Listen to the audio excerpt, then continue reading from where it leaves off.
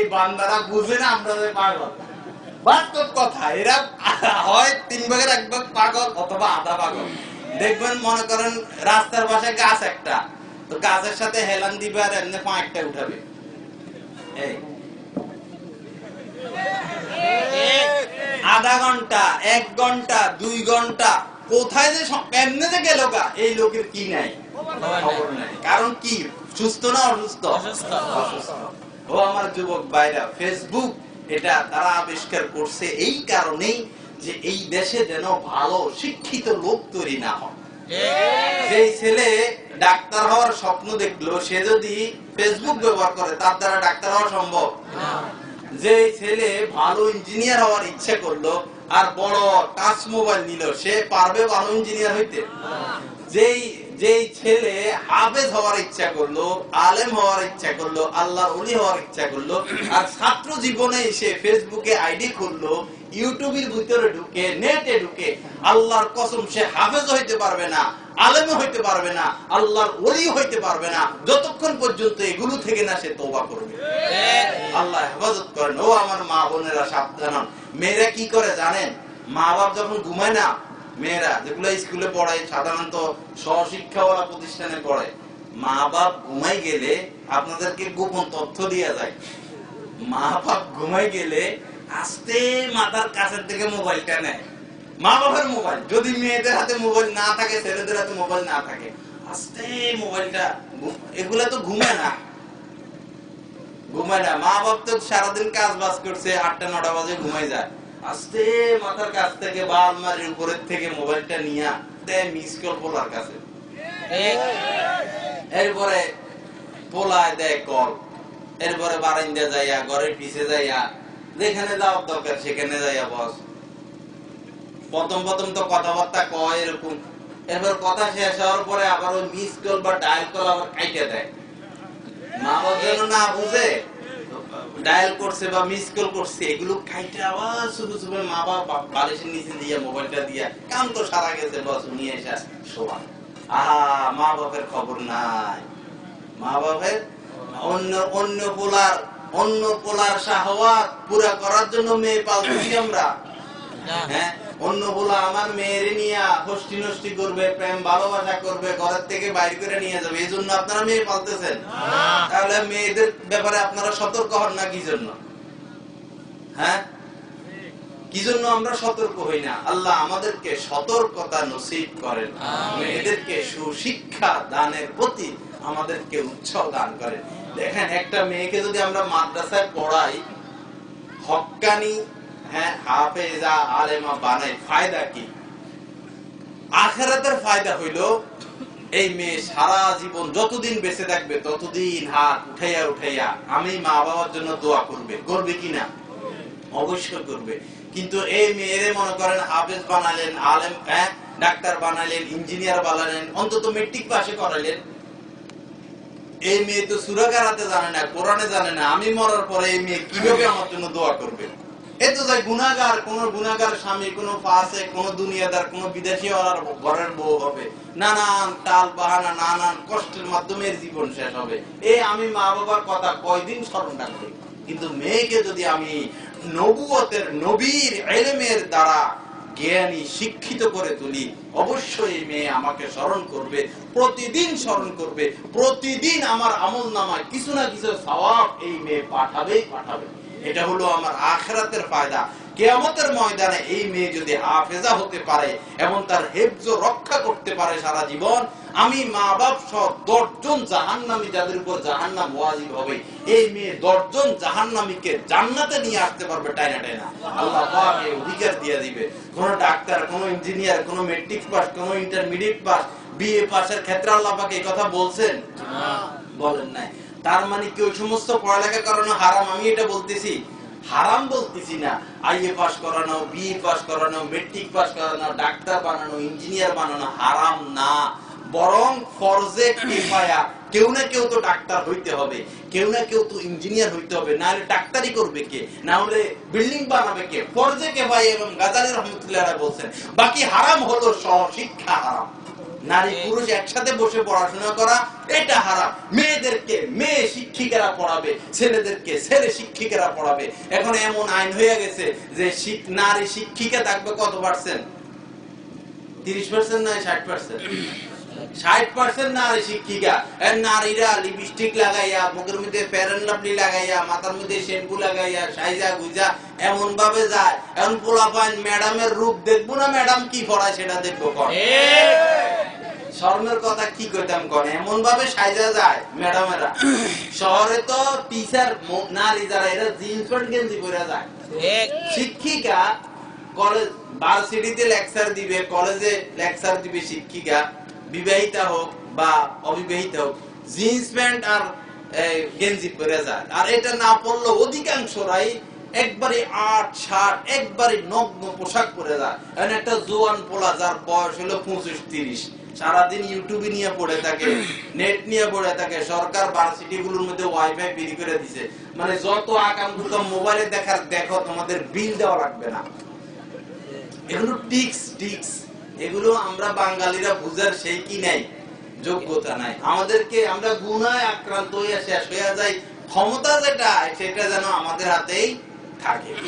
হ্যাঁ, ক্ষমতা যেন আমাদের থেকে কেউ, ক্ষমতার ব্যাপারে যেন কেউ চিন্তা ভাবনা করতে না পারে। এই জন্য যার যেমনি সুবিধা দেওয়ার তারা তেমনি সুবিধা দেওয়া হয়ে গেছে।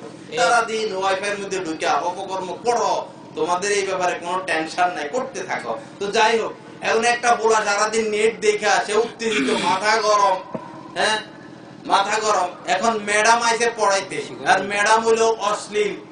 তার কোমর দেখা যায়, তার পিঠ দেখা যায়, তার হাপুরা হাত দেখা যায়, তার চুল দেখা যায়। এরকম অশ্লীল একটা ম্যাডামে এসে যদি পড়ায়, এই বলা পড়া শুনবে না, ম্যাডামের রূপ দেখবে। সত্য কথা কর না, কি দেখবে? রূপ দেখবে কিনা। আল্লাহ আমাদেরকে বুঝার তৌফিক দান করেন। এজন্য স্কুল কলেজের শিক্ষা হারাম এটা আমরা বলি না, দরকার, অবশ্যই দরকার, কিন্তু শিক্ষা বিভাগ ভিন্ন করতে হবে। হ্যাঁ, মুসলমানদের শিক্ষা বিভাগ বালক শাখা ভিন্ন, বালিকা শাখা ভিন্ন। এই চিন্তা আমাদের করা উচিত। ব্যক্তিগতভাবে, বেসরকারিভাবে প্রতিষ্ঠান আমাদের ঐক্যবদ্ধ হয়ে প্রতিষ্ঠান করা দরকার। পুরুষ শাখা ভিন্ন, নারী শাখা ভিন্ন। আমাদের মধ্যে এই ঐক্য আসা দরকার, আন্দোলন করা দরকার, সর্বস্তরে মুসলমানদের মাঠে নামা দরকার, সরকারকে বুঝানো দরকার যে আমরা সহশিক্ষা রাজি নাই, সহশিক্ষায় আমরা রাজি নাই। আপনারা বিভাগ ভিন্ন করে দেন, আমাদের ছেলে মেয়েদের ইজ্জতের হেফাজত করেন। আল্লাহ আমাদেরকে বুঝার তৌফিক দান করেন। বক্তা আসে না কেন? আর চলে না।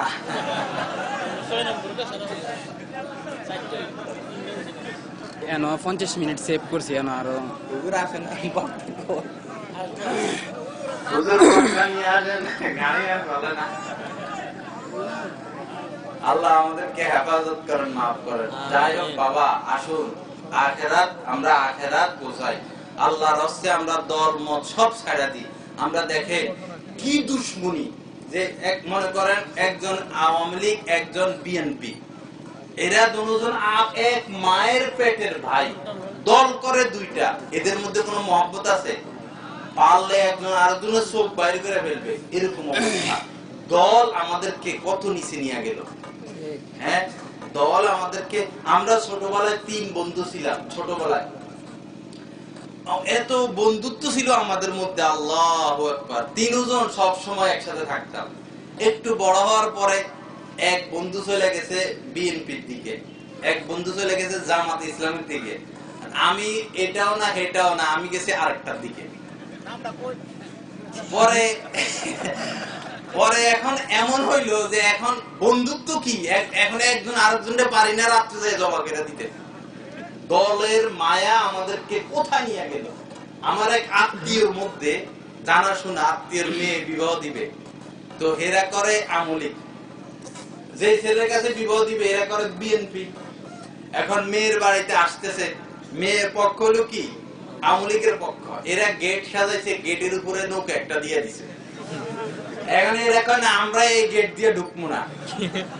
হায়রের কি বিয়ে সাথে এইখানে মারামারি করবে। যাই হোক, অনেক বুঝে সুঝে ভিতরে আসছে।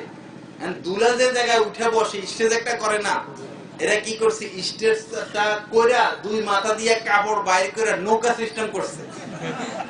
এখন দুলা কয় আমি এই স্টেজে তো উঠবো না। এই নিয়ে ঝগড়া লাগিয়া বিবাহটা ভাইয়া মারামারি হইয়া শেষ।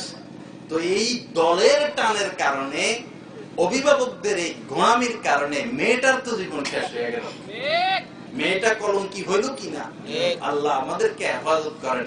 শুধু একটা কথা মনে রাখবেন, আমি কোন দলের বিরোধিতা করতেছি না, ঈমান রক্ষার কথা বলতেছি। আমার দিলে মহব্বত কার দিকে বেশি? আমার দিলে মহব্বত কার দিকে বেশি? আল্লাহর পাকের দিকে, আল্লাহ রাসূলের দিকে বেশি, না আমার দলীয় লোকদের দিকে বেশি? এটা আমার বুঝতে হবে। আল্লাহ রাসূল বলছেন আল মারউ মা মান আহাব্বা। একজন ব্যক্তির হাসর নসর হবে সে যে যাকে মহব্বত করে, তার হাসর হবে তার সাথে। এখন আমি যদি নৌকাওয়ালাদের সাথে আমার গভীর নিবিড় সম্পর্ক মহব্বত, আমার হাসর হবে তাদের সাথে। আমার যদি ধানের সাথে গভীর নিবিড় সম্পর্ক হয়, আমার হাসর হবে তাদের সাথে। আর তারা যা করতেছে করে, তাদের হাসর কেমন হবে আমরা তো সেটা বুঝি। আল্লাহ আমাদেরকে বুঝার তৌফিক দান করেন।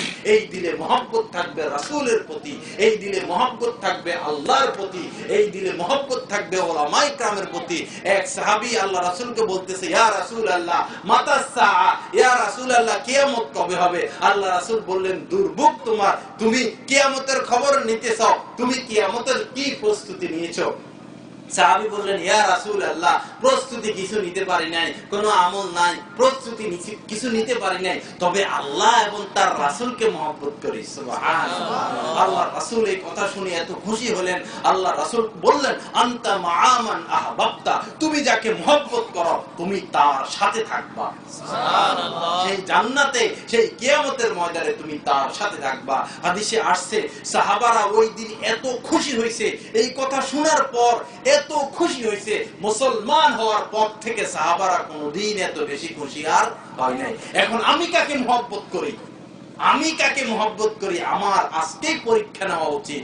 আমি যাকে মহব্বত করি, আমার দিলের টান যার দিকে, আমার কিয়ামতের ময়দানে আমার হাসর তার সাথেই হবে। এজন্য আসুন উলামায়ে কেরামকে মহব্বত করি, আল্লাহ তার রাসূলকে মহব্বত করে। আল্লাহ পাক আমাদেরকে বুঝা এবং আমল করার তৌফিক দান করেন। আমার বন্ধুরা, আমি যে বিষয়ে শুরুতেই আলোচনা করছিলাম, নজর হেফাজতের বিষয়, আমভাবে আমরা কুদৃষ্টিতে লিপ্ত। খুব কম মানুষ আছি আমরা সমাজে যে নজর হেফাজত করি। এই আমলের কথা আমরা ভুলে গেছি।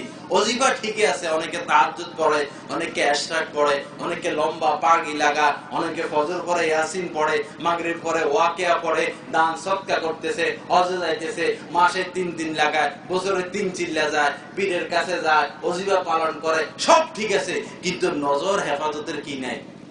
খবর নাই। নজর হেফাজতের খবর নাই। এটা ফরজে আইন। নজর হেফাজত করা কি ফরজে আইন, নজর হেফাজত করতেই হবে। জিনাল আইনিয়া নজরু, আল্লাহ রাসূল বলছেন চোখের জিনা হচ্ছে বেগানা নারীদের দেখে, বেগানা নারীকে দেখা চোখের জিনা হচ্ছে। আল্লাহ রাসূল বলছেন, ইন্না নাযারা সাহামুন মিন সাহামি ইবলিস মাসমুম মান তারাকাহা মাখাফাতি আবদালতুহু ঈমানান ইয়াজিদু হালাওয়াতাহু ফি কলবি। এই কুদৃষ্টি হচ্ছে, আল্লাহ পাক হাদিসে কুদসির মধ্যে বলেন, এই কুদৃষ্টি হচ্ছে শয়তানের বিষাক্ত তীর। শয়তান এই তীরের দ্বারা মানুষকে শিকার করে। আপনি সারা রাত তাহাজ্জুদ পড়লেন, যে নেক কামালের আল্লাহ পাক পর্যন্ত, যে পর্যন্ত আল্লাহ পাকের যে পর্যন্ত পৌঁছলেন, সকালবেলা মামির দিকে তাকালেন, সকালবেলা চাচের দিকে তাকালেন, সকালবেলা পত্রিকার কোন নারীর দিকে তাকাইলাম, সকালবেলা মোবাইলের কোন নারীর দিকে তাকাইলাম, মসজিদ থেকে বাইর হওয়ার পরে কোন মেয়ের দিকে নজর পড়লাম, আর পড়লাম আল্লাহর কসম, তাহাজ্জুদ পড়া যত যদি 1 মাইল সামনে অগ্রসর হই, এক কুদৃষ্টির দ্বারা কোটি কোটি মাইল নিচে আমি চলে গেলাম। কুদৃষ্টি এত মারাত্মক, এত মারাত্মক। মনে করেন অনেক বড় একটা পাহাড়, অনেক বড়, মনে করেন এক লোক স্বপ্ন মানে ইচ্ছা করলো যে আমি পাহাড়ের উপরে উঠবো, 10 কিলোমিটার পাহাড়ের উচ্চতা। সে পাহাড়ে উঠা শুরু করলো, পাহাড়ে উঠতে উঠতে উঠতে উঠতে উঠতে উঠতে 6 মাস 7 মাস পর্যন্ত সে পাহাড়ে উঠলো। ভাই অনেক লোক এখানে আসবে যাবে, আপনারা এদিক তাকালে তো আমি সোজা উঠে চলে যাবো। হ্যাঁ, আপনারা এদিক সেদিক তাকান কি জন্য? তো কষ্ট লাগে না? আপনাদের উদ্দেশ্যে কথা বলতেছি, ক্ষুধায় এখন পেট আর পিঠ এক হয়ে গেছে। এই এত কষ্ট করে কথা কই, যদি এই দিক তাকায় থাকেন তো আমার কাছে কষ্ট লাগে না? তো এই লোক পাহাড়ে উঠতেছে, উঠতে উঠতে 6 মাস পর্যন্ত পাহাড়ে উঠলো, কত কষ্ট। 6 মাস পাহাড়ে উঠার পর হঠাৎ সে উপরে বেখেয়ালে একটা ঢাল ধরলো, যে ঢালটা শুকনা ছিল। কাঁচা গাছের ঢাল ধরে ধরে উঠে না, বেচারা শুকনো একটা ঢাল ধরা, যখনই ঢাল ধরলো সাথে সাথে শুকনা ঢালটা ভাঙার পর তার নিচে আসতে কতক্ষণ লাগলো? উঠতে তো 6 মাস লাগছে, সব কাঁচা ঢাল ধরার পর নিচে আসতে তার কয় মিনিট লাগবে? 2 মিনিট 3 মিনিট। 2-3 মিনিটের মাথায় 6 মাসের রাস্তা সে 2-3 মাথায় কোথায় চলে আসলো? নিচে চলে আসলো। আমার বন্ধু, আমি হজ করলাম, ওমরা করলাম, অনেক নেক কামাই করলাম, আমি চিল্লা লাগাইলাম, অনেক নেক কামাই করলাম, আমি পীর মুর্শিদের কাছে গেলাম, অনেক নেক কামাই করলাম, আমি 10 বছর যাবত ইবাদত বন্দেগী করতেছি, অনেক কামাই করলাম। এরই মধ্যে যদি একবার কোনো বেগানা নারীর দিকে তাকাই, এরই মধ্যে যদি একবার কোনো সুশ্রী যাদের দাড়ি আসে নাই, আকর্ষণীয় চেহারা সুশ্রী ছেলেদের দিকে তাকাই, তাহলে মুহূর্তের মধ্যে এই সমস্ত ইবাদত বন্দেগী সারখার শেষ হইয়া আমি কেমন যেন শূন্যের কোটায় চলে আসলাম। যেরকম ওই লোকের ন্যায়, যে 6 মাস পর্যন্ত তো পাহাড়ে উঠছিল, শুকনা ঢাল ধরার কারণে মুহূর্তে জমিনে চলে আসলো। এই লোক হাজার নেক আমল করার পর মাত্র একবার কুদৃষ্টি করার কারণে মুহূর্তের মধ্যে সে আগের শূন্যের কোটায় চলে আসলো। এত কষ্ট করে আমরা আমল করি, এই জামানায় দাড়ি রাখা কত কষ্টের মেহনত, এই জামানায় টুপি পরা কত অপমানের বিষয় হয়ে গেছে, পাঞ্জাবি পড়া কত অপমানের বিষয় হয়ে গেছে, কত কষ্ট মুজাহাদা করে আমরা দিনের উপর আছি, সুন্নতের উপর আছি, কিন্তু কেবলমাত্র গুনাহের অভ্যাস থাকার কারণে, বিশেষ করে কুদৃষ্টির অভ্যাস থাকার কারণে, গীবতের অভ্যাস থাকার কারণে, পরনিন্দার অভ্যাস থাকার কারণে দলাদলি তাবলীগওয়ালারা পীরওয়ালাদেরকে দেখতে পারে না, পীরওয়ালারা তাবলীগওয়ালাদেরকে দেখতে পারে না, রাজনীতিওয়ালারা জিহাদওয়ালাদেরকে দেখতে পারে না, জিহাদওয়ালারা তাবলীগওয়ালাদেরকে দেখতে পারে না। এই যে একটা দলাদলি ভাগাভাগি, এই দলাদলি ভাগাভাগির এই মন মানসিকতার কারণে আমাদের ইখলাস নষ্ট হয়ে গেছে। আমরা কাজ করি শুধু আমাদের সংগঠনকে জিন্দা করার জন্য। আপনারা হিসাব করে দেখেন যারা তাবলীগের কাজ করে তারা কি আল্লাহর জন্য করতেছে না তাবলীগের লোক, তাবলীগকে জয়যুক্ত করার জন্য, অধিক হারে লোককে রাস্তা আল্লাহর রাস্তা বাইর করার জন্য কাজ করতেছেন, না ইখলাসের সাথে আল্লাহর জন্য করতেছেন? এটা নিজেকে প্রশ্ন করা উচিত। ইসলামী দল করি, ইসলামী দলের জন্য জীবন দিয়ে দিতেছি, আমি আল্লাহর জন্য ইসলামী দল করতেছি, নাকি ইসলামী দল সংগঠিত হওয়ার জন্য করতেছি? আমার প্রশ্ন, আমার এটা বোঝা উচিত।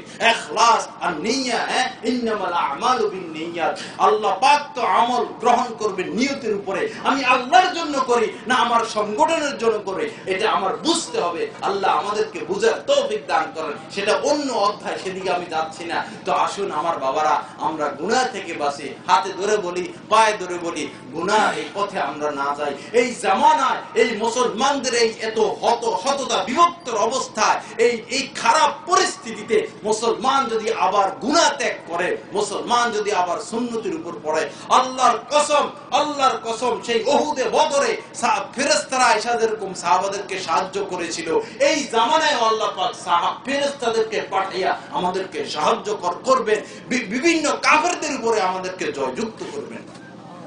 সেই নিয়ামত, সেই বিভিন্ন ধরনের সাহায্য সহযোগিতা আল্লাহ পাক অব্যাহত রাখবেন যদি আমরা গুনাহ মুক্ত থাকতে পারি।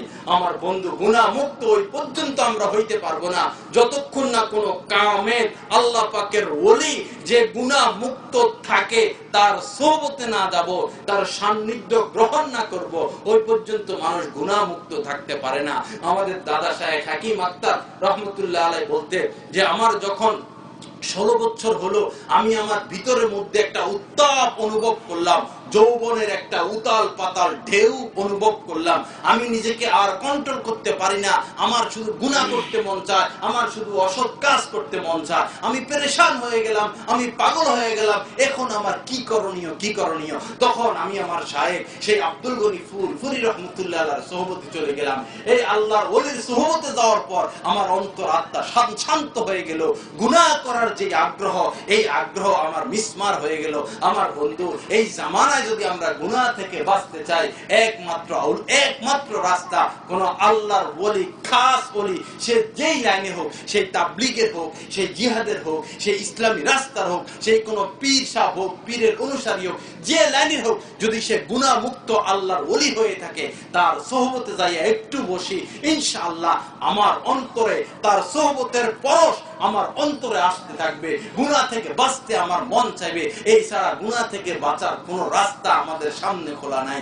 আল্লাহ আমাদেরকে গুনাহ থেকে বাঁচার তৌফিক দান করেন। আল্লাহ পাক বলেন, যারু যাহিরুল ইসমি ওয়া বাতিনা, তোমরা প্রকাশ্য বাহ্যিক সমস্ত গুনাহ ত্যাগ করো। আমার বন্ধু আল্লাহ রাসূল বলেন, হ্যাঁ, ইয়াকা ওয়াল মাসিয়া ফা ইন্না বিল মাসিয়াতি হাল্লা সাখাতুল্লাহ, অবশ্যই তোমরা গুনাহ থেকে বাঁচো, অবশ্যই গুনাহ থেকে বাঁচো। কেননা গুনাহ করলে বান্দা গুনাহ করে আল্লাহ পাক রাগান্বিত হয়, বান্দার উপর আল্লাহ পাকের অসন্তুষ্টি নেমে আসে। আল্লাহ পাক যদি আমাদের উপর অসন্তুষ্ট হয়ে যায়, তো আমাদেরকে সাহায্য করনেওয়ালা আর কে থাকবে? এজন্য আসুন কোন আল্লাহ ওয়ালার সোহবত গ্রহণ করি। আল্লাহ ওয়ালার বয়ান করা জরুরি না, সে বসে রয়েছে, আমি সাথে যাইয়া বসে থাকবো। এই বসে থাকার মধ্যে আল্লাহর কসম ফায়দা আছে। আগুন তো কথা বলতে পারে না, আগুনের সোহবতে গেলে গরম লাগে কিনা আমার ভাই? গরম লাগে।